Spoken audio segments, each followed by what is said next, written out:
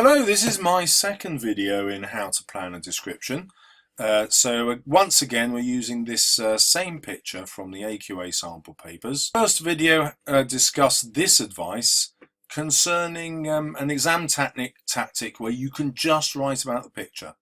But in this video I'm going to take you to a more sophisticated level of planning where you only write about what the picture suggests and you can largely ignore the picture itself. Okay, that might seem a bit scary to you, but the word suggested is in the question. It doesn't ask you to write about this picture at all. So I'll show you what I mean simply by going to the mark scheme for this question. By the way, if you're too stingy to buy my revision guide, the mark scheme is a very good place to go. So there's the question that we've just looked at. And let's look at what the examiners actually want. Well, they want you to communicate clearly, blah, blah, blah, organise information, blah, blah, blah.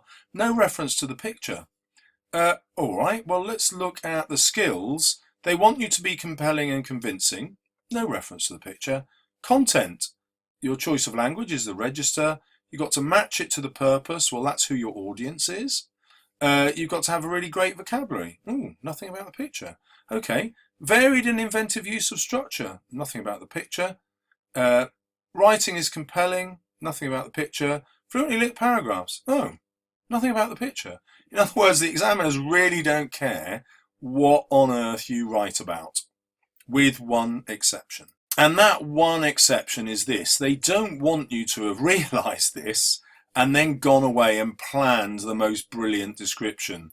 So for example, you could write the best description that you could possibly write, get your teacher to look at it, redraft it, get your teacher to look at it again, redraft it, and memorize it word for word. So you could utterly and totally cheat the principles of this exam and then just reproduce it under exam conditions and claim that it was a piece of description and they should let you do it. Well, no, you can't do that. It has to be suggested by this picture. So let's think about what this picture suggests to you. Well, it might suggest extreme danger, and so you could describe something that was extremely dangerous. It could be a parachute jump. It could be giving birth, but not in a hospital, where you're worried about the life of the mother or the child.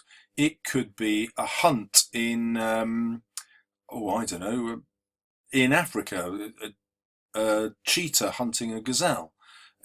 It could be a fight in the school playground. Yeah, anything, because the danger is suggested here. Now, to cover your back, to show the examiner that you haven't prepared this in advance, I would then just do a spider diagram. I'll show you that. So I suddenly realised I can't do a spider diagram on here, and anyway, it's just getting your ideas down. So it suggests danger to me, then I could list those ideas that I just talked about, and I decided where would be plausible that you couldn't get to a hospital. Maybe you're in a car in a traffic jam, or if you like you could even be on this train which is stranded because of the weather.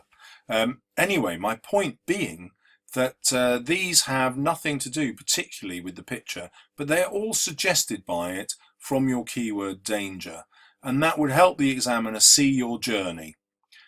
It would also help you because you just list all your ideas as they come to you. You don't edit any of them. You don't say, no, that's no good. And then after, 30 seconds of blitzing all these ideas, you just look at it and think, actually, which one of those appeals to me most? Oh, I've always wanted to do that. That would terrify me. Boom. That's where I'm going in. That's the one that's most scary. Or I was in hospital watching my mum give birth to my sister. I know loads about that. Boom, I'm going with that. Whatever you like. You just pick the one that you've got most to write about. And then you go through the same process that we used in the previous video. You find comparisons that you can make. So you're looking at things that you can compare everything that you see to. And you find also contrasts, so the positives and negatives that you'll see. So if I'm parachute jumping, I've got the incredible silence of jumping out of the aeroplane, so the engines suddenly stop and it's just me in the air, and then possibly the overwhelming noise as it rushes towards me. As the air rushes past me. I might have the beauty of the landscape as a positive. I'm looking down, this beautiful patchwork of England looks hand-stitched by some giant genius, and then the negatives, I'm plummeting towards it at however many feet per second, and I'm going to die unless I get the parachute release right. So hopefully you get that idea. Now, the final thing you've got to do is introduce loads of those SOAPAIMS. You may have been taught to think about these and try and write about them already in your plan. Actually, I don't think you need to do that. If you simply wrote SOAPAIMS somewhere on your page and then ticked it off after each paragraph, and you could see how much you'd written, you'd see that you were using these all the way through. The other thing though is, I told you to write about contrast and comparisons. Well, when you're doing that, that will automatically give you ideas that will lead to a simile, or which will lead to personification, or which will lead to metaphor. So you don't have to plan those, they'll just come to you once you're writing about those positives, negatives, contrasts and comparisons. Now, the other thing I told you about, when you're choosing this, I asked you to fix on the one that you could picture yourself doing. So if you go back to my idea of the parachute jump, I would be constantly talking about or writing about what I could hear, what I could see, how I was feeling. So I would automatically be using the senses, and that all comes from putting myself in that position.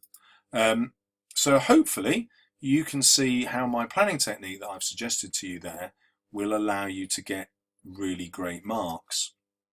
The other great thing about this method, just looking at what the picture suggests, is it gives you much more freedom. You can jump anywhere in your writing, and that's not a freedom that you get here if you just think about the picture. However, some of you will be naturally very cautious and want to focus entirely on the picture.